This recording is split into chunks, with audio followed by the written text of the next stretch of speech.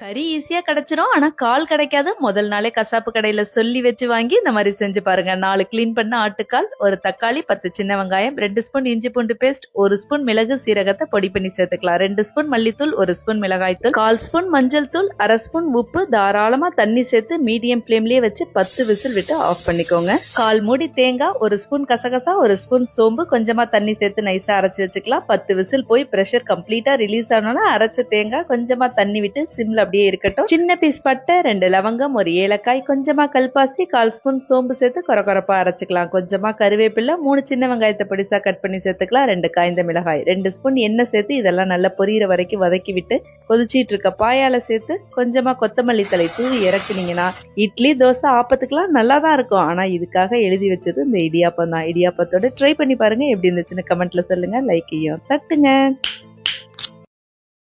Download ShareChat.